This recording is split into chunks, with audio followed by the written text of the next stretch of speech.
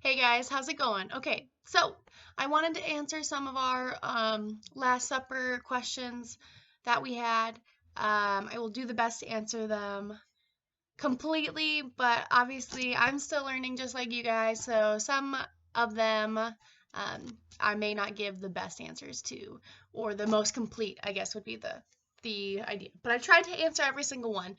They're not in order by person, so yours will come up. I just don't know when. Okay. All right, numero uno. Why did people choose palm branches to greet Jesus? Okay, so palm branches, were a very common plant back then. They had these date trees that had these huge, long palm trees. Remember, this is in Israel, and so it's very desert-like. They have a lot of palm branches. So, it was something super easy for people to get. The second part with that is back then, palm branches were a symbol of triumph and victory. Think of, in Greece when they had like those palm wreaths, or on some of the architecture, they had palm branches to symbolize victory or triumph over something, is the same way. So by waving those branches, they're saluting a king or someone who is triumphant or victorious. They may have used those palm branches for another king or someone who had come home from a battle who was victorious. But this was foreshadowing, which means like pointing towards Jesus' victory over death and the grave. So it's crazy that like the people probably at the time weren't thinking, "Oh, Jesus is gonna die and rise again!" Like hallelujah, triumph, victory, right? But God works things for the good of His people, and so subconsciously they were pointing us to what was going to happen in a couple of days. Number two. So the whole thing with Judas. Who betrayed Jesus? Judas.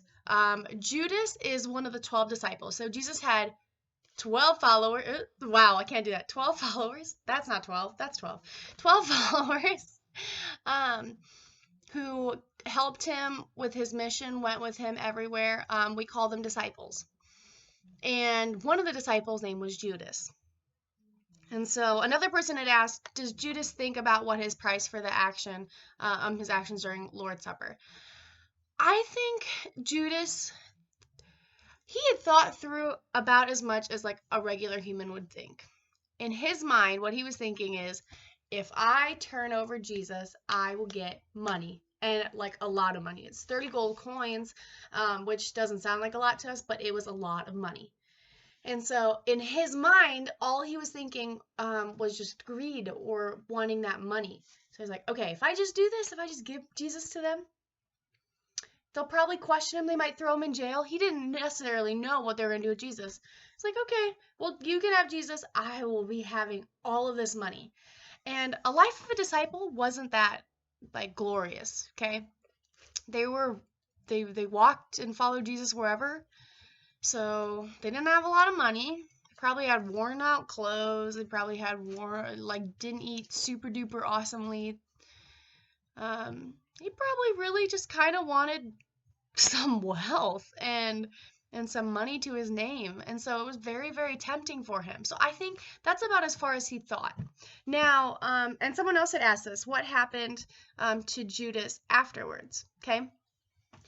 So Judas turns over Jesus in the Garden of Gethsemane, and the bad men take Jesus, and these bad people, they are like the religious rulers. So it's like, you should be team Jesus and you're not. That's weird. Um, they took Jesus and put him on trial. And once they found him guilty, they tortured him by whipping him, by calling him names, by hurting him, and eventually putting him up on a cross to die. When Judas sees this happening, he's like, oh my gosh, I messed up. I messed up big. And he goes back to the rulers, the bad men, and he says, hey, take this money back. I don't want it. I don't want it anymore. Just stop doing what you're doing to Jesus. And they're like, no, no, no. Too late, too late. It's all yours. And eventually Judas ends up committing suicide. He kills himself because he can't live with the guilt that he has. It's kind of sad.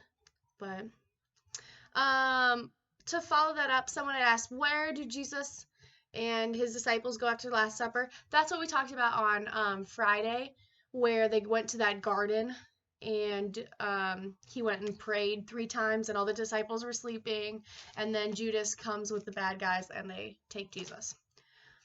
Let's see, another question. About praying in the garden. What does it mean that Jesus prayed 3 times? Okay, so we talked a little bit about that last week. Jesus prays to God and he asks him, I don't want to do this, God. Like, if there's any other way, I don't want to die on a cross. That's painful. Please take that away from me. And then at the end he goes, but whatever you say goes. If this is the way to do it, I will do it. The kind of cool thing about that is that's kind of the model of how we're supposed to pray to God. We can ask God anything. Heck, Jesus asked God if he could not die for the sins of the world. That's a pretty big thing to ask him for. We can ask him for anything. He wants us to come with everything and anything that's on our mind. But at the end of the day, we should ask, hey, God, I want this, this, and this to happen. But guess what? At the end of the day, God, I want what you want to be done. Your will be done. What you got planned, do it. If that means it's not what I want, that's okay. Which is really hard to do sometimes because I think my way is the best. But if Jesus can do it for dying on the cross, then I can sure try to do it. Couple more questions for you. Why do they celebrate the Lord's Supper and not the Lord's breakfast or lunch? Cool question. But actually there's merit behind that. Like we had mentioned, they were celebrating the Passover. And I don't know how much you guys maybe covered the Passover in the first semester, but back in the olden days, before Jesus was born, in the Old Testament of the Bible, there's a story of Moses, and he frees the Israelites, or God's people, from Egypt. And to do so, God sends this angel of death who kills the firstborn sons of all of Israel so that the ruler of Israel say, go, go, go, like take these people away from here. To stop the angel of death from killing any of God's people, God tells them to put lamb's blood above their doorsteps. And they call that the Passover because anytime the angel of death saw the lamb's blood, they passed over the house. And so the Israelites will celebrate this every year in remembrance that God saved them. Again, remember that's like the Independence Day that we were talking about earlier. And so the Lord's Supper was happening during Passover, and Passover meal is a supper meal because they were supposed to eat this meal quick so they could leave during the night. Like what happened in the olden days when it was the first Passover, when they had to eat quickly so Pharaoh didn't change his mind and say, hey, no, come back and be my slaves. But it might be a little confusing because I don't know how much you guys have gone over the story of Moses, but plain and simple, it was just tradition to do it as a supper. So it wouldn't have made sense for them to do it as a breakfast or a lunch meal. Okay, I have 2 more questions for you, I'm pretty sure. Let's see. How can Jesus know that it is his Last Supper? So this kind of goes when we talked about Jesus being fully God and fully man. Okay, he's using his fully God powers where he knows what's going to happen in the future. He knows he's going to die. He knows what's up ahead for him. So he knows that's his Last Supper because he knows what's going to happen. It's that idea of him being omniscient is a big word that we use, omniscient, but it means all-knowing. God is all-knowing. He knows